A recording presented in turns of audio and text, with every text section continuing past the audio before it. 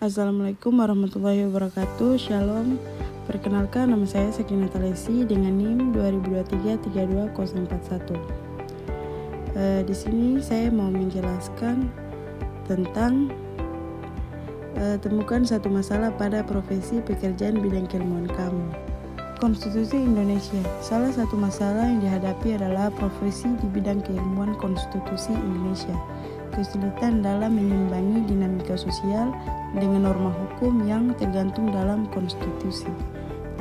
Kemudian Konstitusi Indonesia Undang-Undang 1945 merupakan dokumen hukum yang mengatur dasar-dasar negara dan berbagai aspek-aspek kehidupan berbangsa dan bernegara.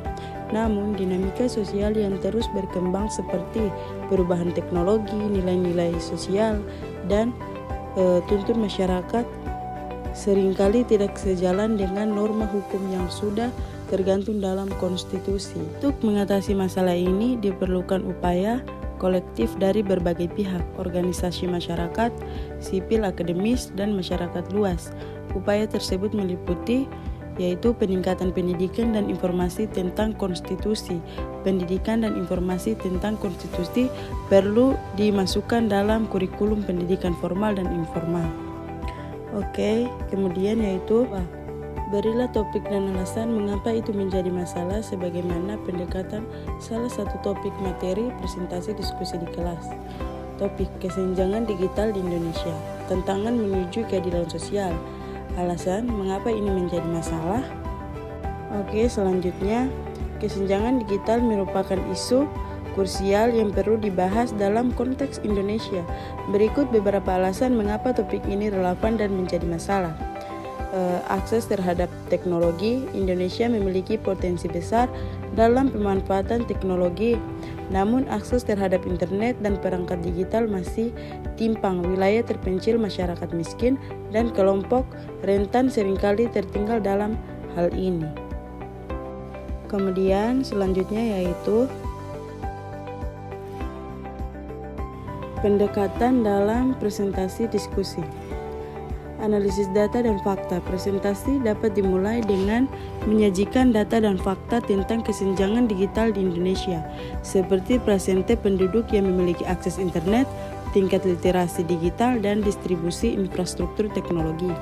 Berikutnya dampak negatifnya.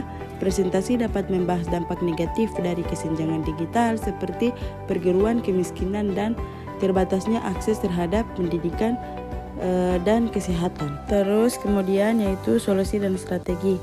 Presentasi dapat membahas solusi dan strategi yang dapat dilakukan untuk mengatasi kesenjangan digital, seperti pembangunan infrastruktur, program literasi digital, dan dukungan bagi UMKM. Kedua, kemudian peran mahasiswa. Presentasi dapat mengajak mahasiswa untuk berperan aktif dalam mengatasi kesenjangan digital, seperti menjadi relevan, mendirikan program edukasi, dan mengverifikasikan kebijakan yang mendukung pemerataan akses teknologi. Terus kemudian temukan informasi kebijakan alternatif penyelesaian masalah. Merumuskan hipotesis atau alternatif strategi. Setelah memahami masalah, langkah selanjutnya adalah merumuskan beberapa hipotesis atau alternatif strategi penyelesaian.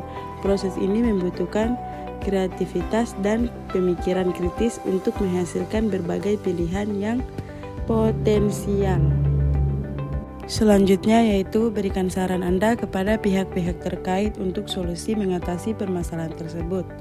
Pemerintah meningkatkan akses infrastruktur. Pemerintah perlu fokus pada pembangunan infrastruktur digital yang merata di seluruh wilayah Indonesia, termasuk daerah terpencil. Ini dapat dilakukan dengan memperluas jaringan internet, membangun pusat data, dan menyediakan akses wifi publik. Kemudian sampai di sini saja presentasi dari saya. Wassalamualaikum warahmatullahi wabarakatuh. Selamat siang dan shalom.